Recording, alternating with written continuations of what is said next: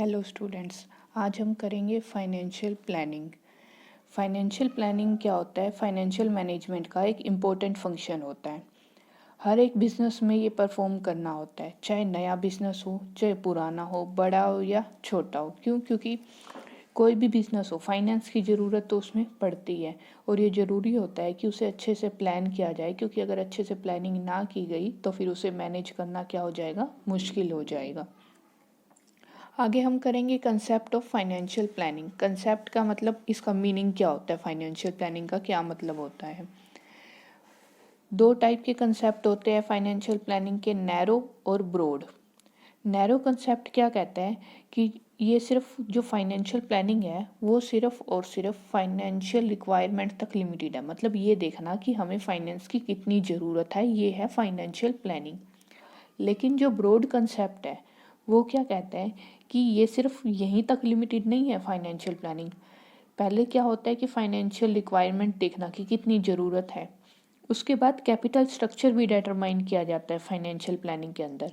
Capital structure का मतलब क्या होता है कि जहाँ जहाँ से हम पैसे ले रहे हैं, मतलब जितने भी हमारे लॉन्ग टर्म सोर्सेज हैं उनका प्रपोर्शन क्या है। जैसे कि पैसा हम इक्विटी शेयर इशू करके, प्रेफरेंस लोन ले रहे हैं, डिबेंचर इशू कर रहे हैं, तो इन सब का जो प्रोपोर्शन होगा वो क्या कहलाएगा? कैपिटल स्ट्रक्चर कहलाएगा। इसके अलावा फाइनेंशियल प्लानिंग के अंदर कंट्रोल भी आता है। कंट्रोल से क्या मतलब हुआ यहाँ पर कि ये देखना कि अच्छे से जो हमने प्लानिंग की है उसके लिए स्टैंडर्ड फिक्स करना, कि जो काम है वो उस स्टैंडर्ड के अकॉर्डिंग हो सके आगे। इसके बाद हम बात करेंगे कि फाइनेंशियल प्लानिंग के ऑब्जेक्टिव्स क्या होते हैं, मतलब क्या रीज़न है क्यों करें हम फाइनेंशियल प्लानिंग। सबसे पहली बात आती है प्रोवाइड एडुकेट फंड्स। मतलब क्या कि फंड्स जो है वो हमें सही टाइम पे सही क्वांटिटी में मिल सके, ना तो ज़्यादा हो ज़रूरत से ना कम हो। क्योंकि अगर ज़्यादा होंगे तो वो खाली पड़े ही रहेंगे, उसके ऊपर कोई रिटर्न नहीं मिलेगा। और अगर कम रह गए तो हमारी क्या हो जाएगी? दिक्कत आ जाएगी, टाइम पे पेमेंट हम नहीं कर पाएंगे। दूसरा जो हमारा ऑब्जेक्टिव है कि कॉस्ट ऑफ कैपिटल जो है वो मिनिमम होनी चाहिए। कैपिटल की कॉस्ट से हमारा क्या मतलब है? जैसे हमने लोन लिया, मान लो लोन हमने 10% इंटरेस्ट के ऊपर लिया है, तो जो ये 10% है ये हमारी क्या है? इसकी कॉस्ट है। मतलब ये क्या होगी? हमारी कॉस्ट ऑफ कैपिटल। तो ये जो है कम से कम होनी चाहिए। तीसरी बात है फ्लेक्सिबिलिटी होनी चाहिए। फ्लेक्सिबिलिटी का मतलब है कि जब सरकमस्टांसिस, जब सिचुएशन चेंज हो तो उसके अकॉर्डिंग हम अपना जो प्लान है वो क्या कर सके? चेंज कर सके। मतलब ज़्यादा पैसा रिक्वायरमेंट है तो हम उस टाइम क्या कर सके? ले सके, या फिर जो है कम रिक्वायरमेंट है तो वापस कर सके। ठीक है, ये नहीं है कि अगर हमने पहले से फाइनेंशियल प्लान बना दिया था उसी के अकॉर्डिंग चलना है। चेंज होती सिचुएशन हो तो चेंज कर देना चाहिए। अगली बात है सिंप्लिसिटी। सिंप्लिसिटी का मतलब क्या है? जो हमारा फाइनेंशियल प्लान जो हमने बनाया है वो क्या होना चाहिए? बिल्कुल सिंपल होना चाहिए, आसानी से कोई भी उसे समझ सके। ये ना हो कि हम पैसा अलग अलग सोर्सेज से, 3-4 सोर्सेज से लेना चाहिए। ये ना हो कि काफ़ी सारे सोर्सेज से ले ले फिर उसे मैनेज करना मुश्किल हो जाए। इसलिए कहते हैं कि जो हमारा प्लान है वो क्या होना चाहिए? बिल्कुल सिंपल होना चाहिए।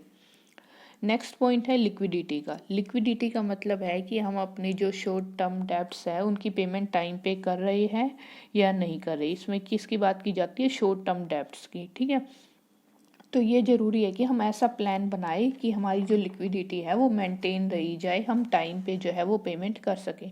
क्योंकि अगर हम टाइम पे पेमेंट नहीं करेंगे तो क्या होगा? हमारी गुडविल पे इफेक्ट पड़ेगा, आगे फिर जो है वो टाइम पे रॉ मटेरियल लेने में दिक्कत आएगी। आगे हम करेंगे टाइप्स ऑफ फाइनेंशियल प्लानिंग। कितने टाइप की होती है फाइनेंशियल प्लानिंग? सबसे पहले आएगी short term financial planning. Short term का मतलब क्या है? जो प्लानिंग हम 1 साल तक के लिए करते हैं, 1 साल से ज़्यादा पीरियड के लिए नहीं की जाती, वो हमारी कहलाती है शॉर्ट टर्म फाइनेंशियल प्लानिंग। ये किससे रिलेटेड होती है? ये होता है वर्किंग कैपिटल को मेंटेन करने से रिलेटेड। मतलब क्या कि हम टाइम पे क्या है, हमारी वर्किंग कैपिटल मेंटेन रहेगी तो हमारी जो वर्किंग है वो सही चलती रहेगी। उसके अलावा इसमें क्या आता है? बजट प्रिपेयर करना आता है, जैसे सेल बजट तैयार करना, कैश बजट तैयार करना। तो ये सारा हमारा किसके अंदर आता है? शॉर्ट टर्म फाइनेंशियल प्लानिंग के अंदर आएगा। दूसरी आती है हमारी medium term financial planning. Medium term financial planning का मतलब क्या है, अब शॉर्ट टर्म तो थी 1 ईयर तक के लिए, मीडियम टर्म होती है कि 1 ईयर से तो ज़्यादा हो लेकिन 5 और 7 ईयर से जो कम की प्लानिंग की जाती है वो कहलाती है हमारी मीडियम टर्म प्लानिंग। अब इसके अंदर क्या प्लान किया जाता है कि जो हमारी एसेट है वो क्या रहे, मेंटेन रहे, उससे रिलेटेड बातें आती हैं, या फिर हमने टूल्स एंड इक्विपमेंट खरीदने हैं उससे रिलेटेड आ जाएगी, रिसर्च एंड डेवलपमेंट से रिलेटेड बातें आ जाएगी। तो ये सारी बातें किस में आ गई, हमारी मीडियम टर्म फाइनेंशियल प्लानिंग में। तीसरा आता है long term financial planning. Long term क्या होगी, जो 5 या 7 सालों से ज़्यादा के लिए जो हमारी प्लानिंग होती है वो हमारी कहलाती है लॉन्ग टर्म फाइनेंशियल प्लानिंग। ये किससे रिलेटेड होती है कि बिजनेस को एक्सपेंड करना हो या बिजनेस की ग्रोथ से रिलेटेड हो गई, फिक्स एसेट खरीदनी है, उसकी रिप्लेसमेंट करनी है, एडिशनल कैपिटल चाहिए, ये सारी जो बातें हैं वो हमारी लॉन्ग टर्म फाइनेंशियल प्लानिंग के अंदर आती है। आगे आएगा हमारा steps of financial planning. Financial planning के क्या क्या स्टेप्स होते हैं। सबसे पहला जो हमारा फाइनेंशियल प्लानिंग का स्टेप है वो है डिटर्मिनेशन ऑफ फाइनेंशियल ऑब्जेक्टिव। कोई भी काम करने से पहले हम क्या देखते हैं कि इस काम को करने का हमारा ऑब्जेक्ट क्या है। ठीक है, ऐसे ही फाइनेंशियल प्लानिंग करने से पहले हम ये देखेंगे कि हमारे फाइनेंशियल ऑब्जेक्टिव्स क्या है। ये जो है वो बिल्कुल क्लियरली मेंशन होने चाहिए क्योंकि इसी के ऊपर हमारे आगे की प्रोसेस डिपेंड करेगी। इसे हम 2 पार्ट में डिवाइड करते हैं, एक होता है शॉर्ट टर्म और एक होएगा लॉन्ग टर्म। ठीक है, शॉर्ट टर्म जो ऑब्जेक्टिव होते हैं उनके अंदर क्या आता है कि हमारे जो फंड्स है वो लिक्विडिटी मेंटेन रहे उनकी, मतलब हमने बात की थी ना पहले कि शॉर्ट टर्म जो पेमेंट है वो हम टाइम पे कर सकें। लॉन्ग टर्म जो होता है उसके अंदर ये ऑब्जेक्टिव आते हैं कि जो हमारे फैक्टर्स ऑफ प्रोडक्शन है उससे हम अच्छे से काम ले सके, कम कॉस्ट आए हमारी, ठीक है, और हमारे शेयर होल्डर की वेल्थ जो है वो हम ज़्यादा से ज़्यादा कर सकें। दूसरी बात आती है हमारी formulation of financial policy.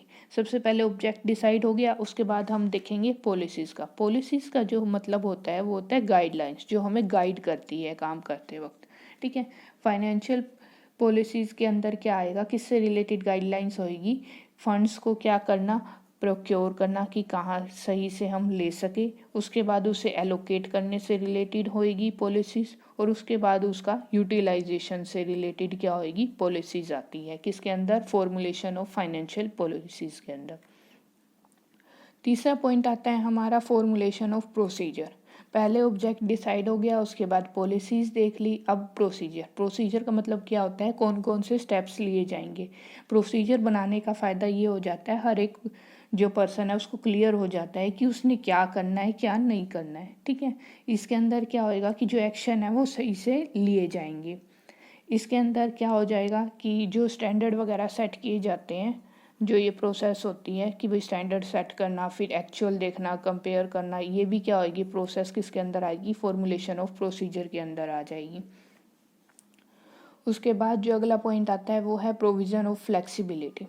Flexibility का मतलब क्या है कि टाइम टू टाइम हम उसमें चेंज कर सके, वो क्या है रिजिड ना हो बल्कि क्या हो फ्लेक्सिबल होना चाहिए, ताकि सर्कमस्टांसिस चेंज होने के टाइम पे इसे भी हम क्या कर सके, फाइनेंशियल प्लान को चेंज कर सके।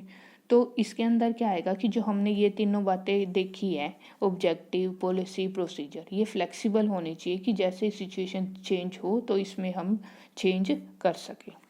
इसके बाद जो अगली बात आएगी वो आएगी principles of sound financial plan, कि अच्छे जो फाइनेंशियल प्लान है उसके क्या क्या प्रिंसिपल होते हैं, क्या फीचर्स होते हैं। पहली बात है सिंप्लिसिटी, ये हमने पहले भी बात की है, जो हमारा प्लान है वो बिल्कुल सिंपल होना चाहिए ताकि हर कोई इसे समझ सके। दूसरी बात आती है फोरसाइट। फोरसाइट का मतलब है आगे का ध्यान में, फ्यूचर को ध्यान में रखकर हमें फाइनेंशियल प्लान बनाना चाहिए। मतलब जब भी हम ये देख रहे हैं कि कितने पैसे की ज़रूरत पड़ेगी कितने की नहीं, तो हम ये देखेंगे कि जो फ्यूचर है वो हमारा कैसा है, उसमें फ्यूचर में डिमांड कितनी होएगी हमारे प्रोडक्ट्स की। ठीक है, क्या क्या टेक्नोलॉजिकल चेंजेस आएंगे। ठीक है, ये सारी बात ध्यान में रख कर हमें क्या बनाना चाहिए, फाइनेंशियल प्लान बनाना चाहिए। ये ना हो कि हम आज को देखें और फ्यूचर को ना देखें। अगला पॉइंट आता है optimum use of funds.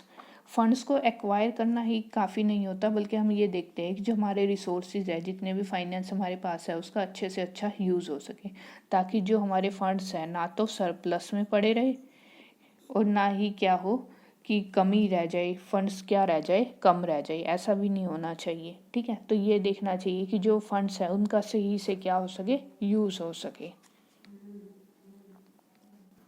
Next point है हमारा फ्लेक्सिबिलिटी का। फ्लेक्सिबिलिटी मतलब चेंज कर सके। ठीक है, किसको, फाइनेंशियल प्लान को।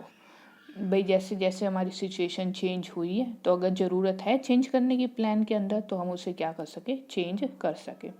अगला है इकोनॉमिकल। इकोनॉमिकल का मतलब है जो कॉस्ट है वो हमारी क्या आनी चाहिए, मिनिमम आनी चाहिए।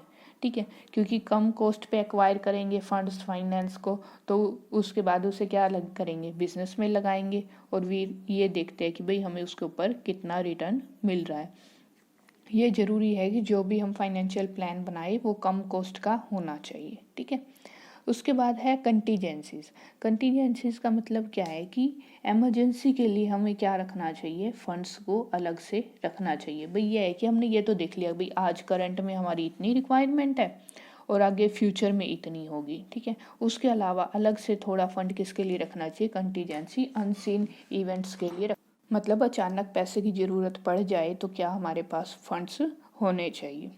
अगला पॉइंट है हमारा adequate system of control. Control का अच्छा सिस्टम होना चाहिए, क्योंकि क्या है हम ये देख रहे हैं कि प्लान अच्छा हो गया कोई बात नहीं, ये देखना चाहिए कि जो भी हम फंड्स लगा रहे हैं उसके ऊपर पूरा कंट्रोल रहे, वो जो फंड्स है वो गलत जगह ना लगे। अगला जो टॉपिक है वो हमारा आता है factors affecting financial planning. Financial planning को कौन कौन से फैक्टर जो है वो अफेक्ट करते हैं, किन किन बातों का ध्यान में रखना चाहिए फाइनेंशियल प्लान बनाते वक्त। इसके अंदर पहली बात आती है बिजनेस का नेचर कैसा है, नेचर ऑफ बिजनेस। ये एक इम्पोर्टेंट बात होती है फाइनेंशियल प्लान बनाते वक्त। जैसे अगर हमारा मैन्युफैक्चरिंग का बिजनेस है तो क्या है, हमें फंड्स की रिक्वायरमेंट जो है, फंड्स जो है वो हमें क्या चाहिए होंगे, ज़्यादा चाहिए होंगे।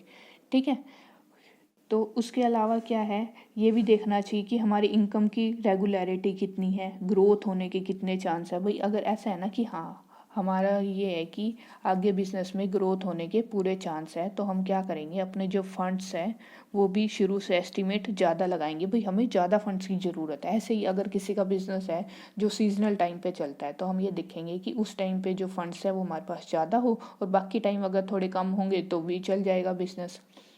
उसके बाद दूसरा पॉइंट आता है डिग्री ऑफ रिस्क।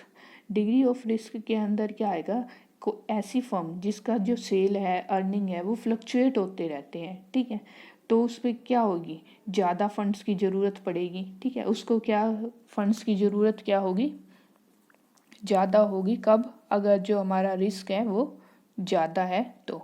अगर हमारा रिस्क क्या है, कम है, मतलब क्या है कि हमारी जो अर्निंग्स है, सेल्स है, वो क्या है, सही से हो रही है, मतलब हर टाइम सही चलती रहती है, स्टेबल है, तो क्या होगा कि हमें फंड्स की ज़रूरत थोड़ी क्या होगी, कम होगी। या हम ये कह सकते हैं फंड्स जो है हम कहाँ से ले सकेंगे, अगर हमारी रिस्क ज़्यादा है तो हम फंड्स किससे लेंगे, इक्विटी शेयर से।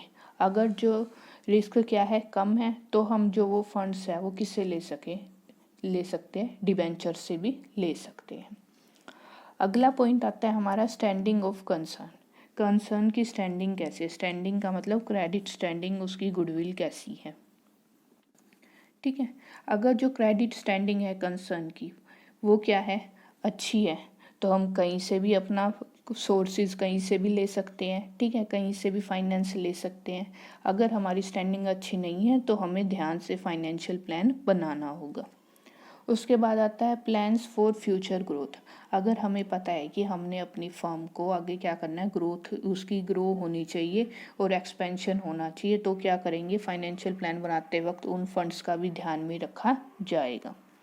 उसके बाद आता है alternative sources of finance. Alternative sources of finance का मतलब क्या है कि जो भी हम सोर्स देख रहे हैं उसकी हर एक की अपनी मेरिट और डीमेरिट होती है। किसी के कोई फ़ायदा होता है, किसी का कोई, तो फिर इसमें क्या है, उन बातों का ध्यान में रखना चाहिए। उन बातों को ध्यान में रखते हुए और ये देखते हुए कि हमें कितने फंड्स की रिक्वायरमेंट है, फिर हमें क्या करना चाहिए, अपना फाइनेंशियल प्लान बनाना चाहिए।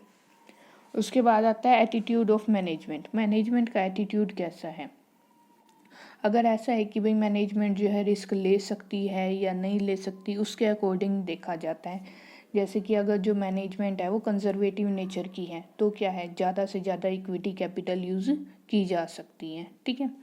उसके बाद आता है गवर्नमेंट पॉलिसीज़ एंड कंट्रोल। जब भी हम फाइनेंशियल प्लान बना रहे हैं तो हमें ये देखना चाहिए कि गवर्नमेंट के रूल्स रेगुलेशन क्या है, जो स्टॉक एक्सचेंजेस है उसके रूल्स रेगुलेशन क्या है, या मान लो हम लोन बैंक से ले रहे हैं तो उसकी क्या रूल्स रेगुलेशन बने हुए हैं, इन सब बातों का ध्यान में रखना चाहिए। आज के लिए इतना ही।